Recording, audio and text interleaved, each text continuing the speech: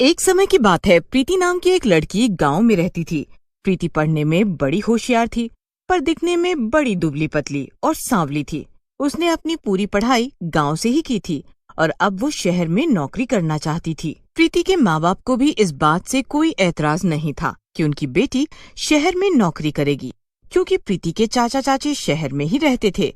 एक दिन की बात है जब प्रीति अपने माँ बाप को ये खुशखबरी देती है कि उसकी नौकरी आखिरकार शहर में एक अच्छी कंपनी में लग गई है। आज मैं कितनी खुश हूँ, आपको बता नहीं सकती। पर हम तो समझते हैं ना बेटी, कब से तू कोशिश में लगी थी, पर देख आखिरकार तुझे नौकरी मिल ही गई। प्रीति शहर आ जाती है और वहाँ किराए के घर में रहने लगती है। अगले दिन प्रीति ऑफिस जाती है। वहाँ के लोग उसे देखकर आपस में बातें करने लगते हैं। प्रीति को कहीं न कहीं से पता ही होता है कि सब उसका मजाक ही बना रहे हैं, क्योंकि वो दिखने में अच्छी नहीं है और ऊपर से उसके कपड़े इतने पुराने हैं। प्रीति से ऑफिस में कोई भी बात नहीं करता। बेचारी प्रीति अकेले ही खाना खाती है और शाम को घर आने लगती है। यहाँ मैं कैसे काम कर पाऊंगी, कोई भी तो मुझसे बात नहीं करता। पर अगर मैंने घर बताया तो वो मुझे गाँव बुला लेंगे। मुझे गाँव नहीं जाना, मैं यहीं रहूंगी। प्रीति कुछ दिन ऐसे ही निकाल देती है। फिर एक दिन प्रीति को ऑफिस में बहुत ही ज्यादा काम होता है और आते वक्त उसे काफी रात भी हो जाती है। उसे कोई ऑटो या बस भी नहीं मिलती, इसीलिए वो पैदल ही घर आने लगती है। अचानक प्रीति की नजर एक जिम पर पड़ती है, जिसमें से लाइट आ रही होती है। यहाँ तो सब बंद पड़ा है, तो फिर इतनी रात को जिम किसने खोल रखा है? प्रीति अंदर झांकने ही लगती है कि अंदर से किसी लड़के की आवाज आती है। आ जाओ, आ जाओ, ऐसे दूर से झांकने की जरूरत नहीं है। नहीं नहीं, वो तो बस मैं ऐसे ही देख रही थी। प्रीति थोड़ा अंदर जाती है तो वहाँ एक हैंडसम सा लड़का जिम कर रहा होता है। प्रीति तो उसे एक बार देखती है तो बस देखती ही रह जाती है। अच्छा, तो तुम हो, बताओ क्यों झांक रही थी अंदर? नहीं, वो मैं बस यहाँ से गुजर रही थी तो देखा बाहर लाइट आ रही है, तो बस मैं झांकने लगी।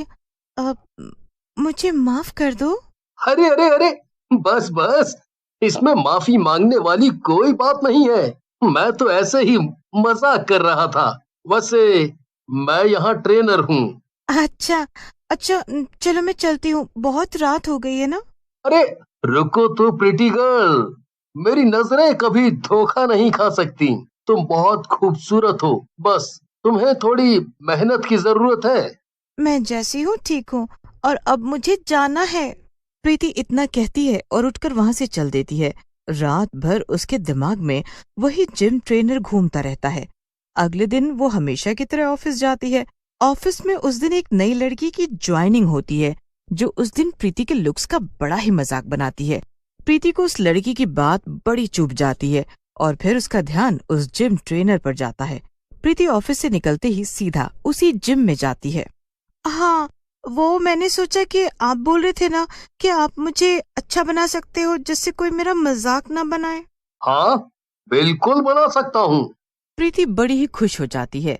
वो जिम ट्रेनर के कहने से सारी एक्सरसाइज अच्छे से करती है, फिर उससे डंबल उठवाता है। प्रीति पूरा 1 घंटा अच्छे से मेहनत करती है।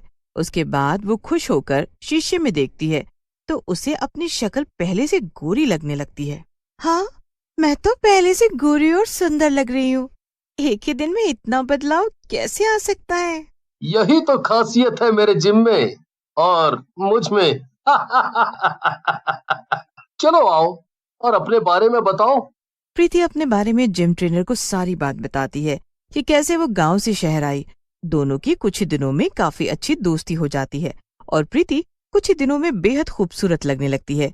एक दिन प्रीति का जन्मदिन होता है। प्रीति एक सुंदर सी ड्रेस को पहनकर तैयार होती है और वो बहुत ही सुंदर लगती है। जब वो ऑफिस जाती है तो सब उसे देखते ही रह जाते हैं। यार, ये गांव वाले इतने सुंदर कैसे हो गई?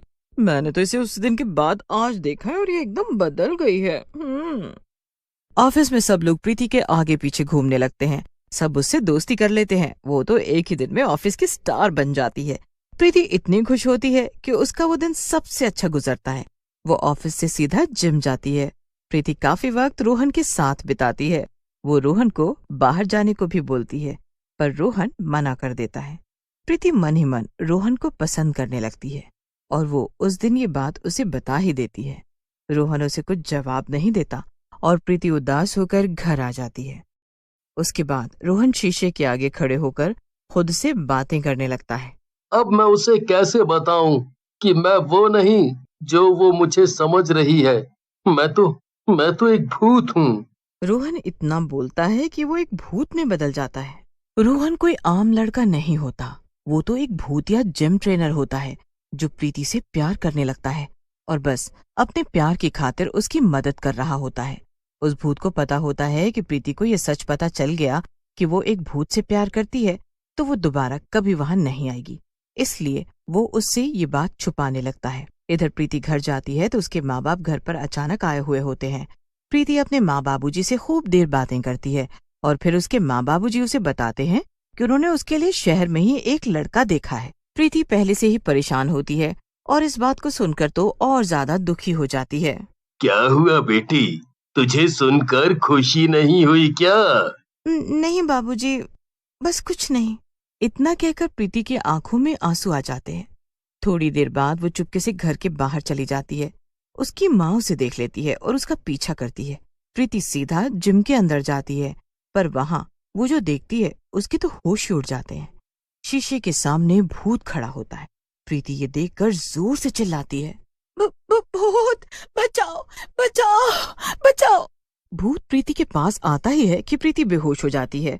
यही सच तुमसे छुपा रहा था प्रीति, पर तुमको सब पता चल गया। भूत प्रीति का सर सहला ही रहा होता है कि इतने में उसकी माँ भी उसका पीछा करते हुए वहां आ जाती है। प्रीति को एक भूत की गोद में सर रखकर लेटे हुए देखकर वो सुन्न हो जाती है। प्रीति, मेरी बेटी, हटो हटो, मेरी बेटी से दूर हटो।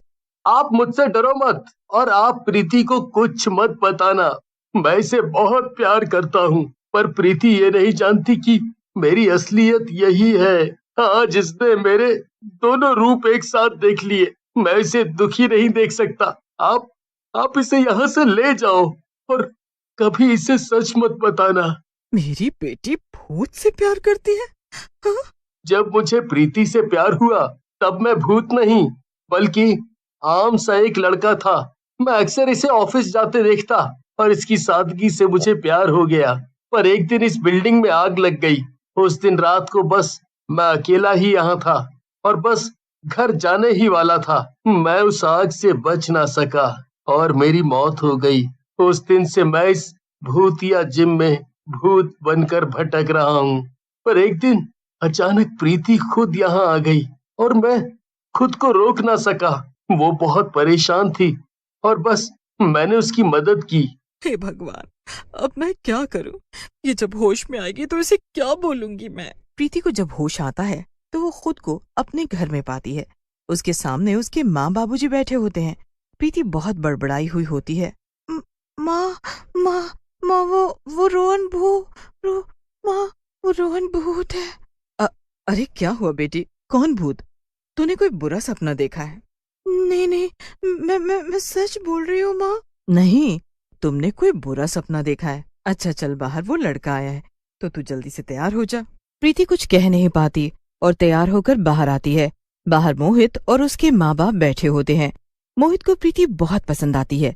प्रीति के माँ बाप उसके साथ वहीं रुक जाते हैं और उसे ऑफिस भी नहीं जाने देते और न घर से बाहर निकलने देते हैं, क्योंकि उन्हें पता होता है कि वो रोहन से मिलने जरूर जाएगी और रोहन एक भूत है। प्रीति रोहन को भूल नहीं पा रही होती और एक दिन चुपके से दिन में उसी जगह जाती है, पर वहां तो पूरी बिल्डिंग टूट रही होती है। अरे भाई साहब, आप ये जिम क्यों तोड़ रहे हो? बड़ी, कौन सा जिम है, कैसा जिम है? ये जिम तो वैसे ही 4 महीने से बंद ही पड़ा है। 4 महीने? अरे 2 महीने पहले तक तो मैं खुद इस जिम में आया करती थी।